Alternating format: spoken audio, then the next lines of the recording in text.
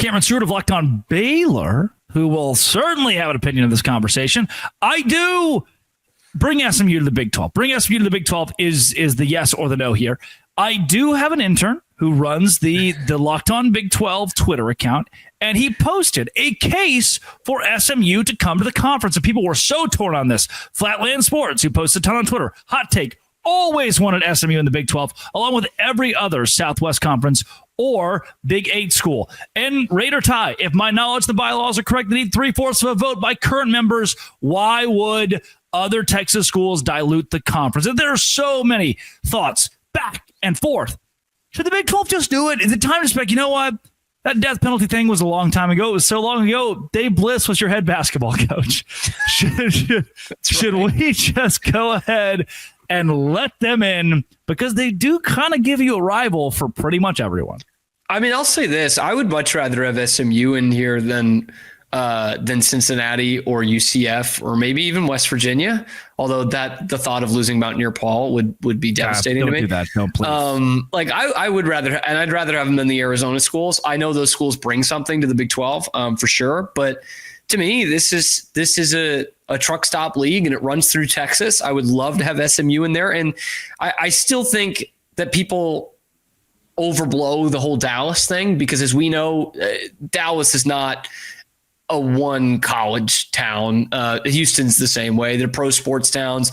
Dallas is the hub of the Big 12 / the old Southwest Conference. So you've got alums from everywhere in that TV market.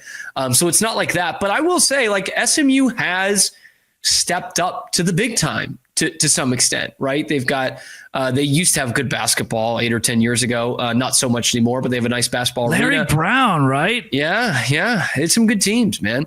Football obviously goes to the college football playoff. They're doing better in the recruiting trail. Like they do feel a little bit more big time. Rhett Lashley, right? Yeah. I think we're Facebook friends. I will say, we talked about Nebraska earlier winning one bowl game in the last 10 years. I think only going to one bowl game in the last 10 years. There is a list of like 5 Power 4 teams who have not won a bowl game in the last 10 years. And one of them is SMU. Ooh. So they're still building on it is what I'm trying to say.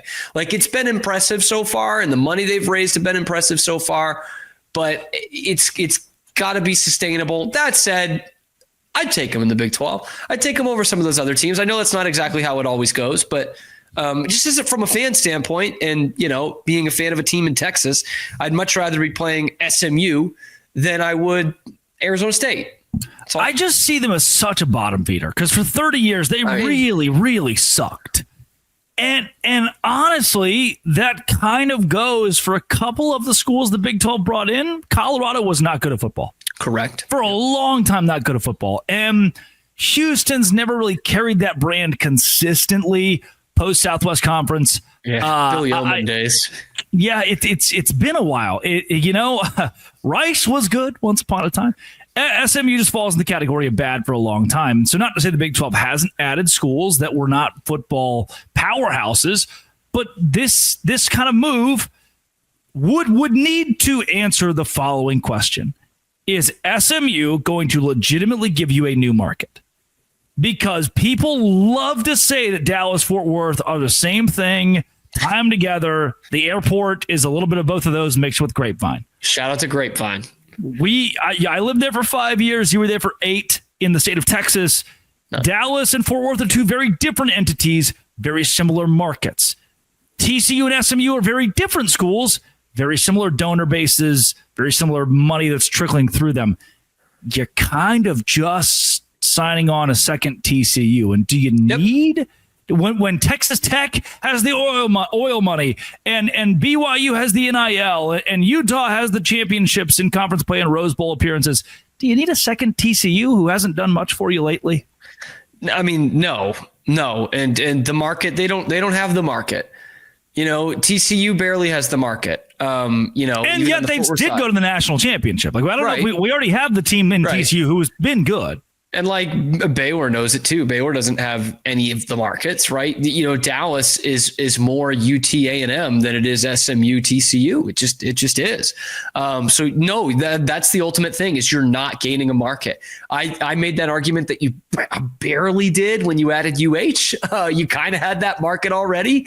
But in the same way Boston College gives you the Boston market. Correct. It's in almost the exact same way. Correct. Very valuable.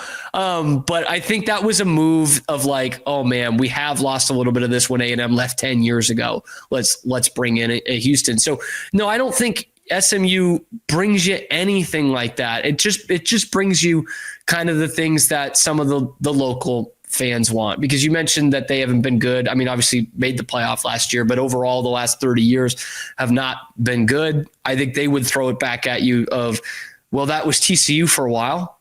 That was Baylor for a while. That was Tech for a long time. And you could still argue because they still haven't won a conference championship. So yeah, but it overall, at the end of the day, it doesn't bring you much. It brings you sometimes decent football, the way that TCU and Baylor give you. And there's not a lot of conferences clamoring for them or Tech. They don't bring you anything in basketball. They literally don't bring you baseball at all. That's not stopped the Big 12 the last few years. Crazy they don't do that, by the way. It's very weird. But yeah, overall, they just don't give you much.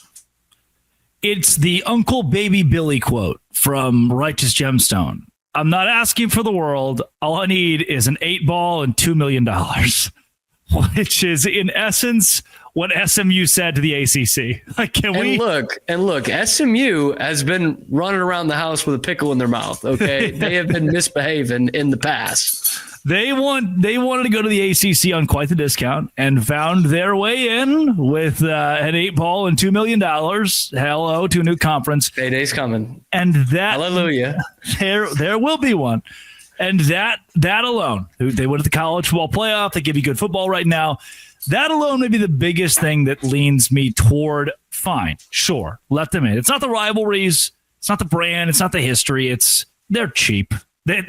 And they're already here. They'll pay their own way. They'll be like, you know what? Whatever. We'll pay for it for 15 years. It's one less plane ride. Like they'll take zero. Yeah. That's another point that I don't really love to make, because Orlando, I love you, Orlando, SeaWorld, Disney, putt-putt golfing.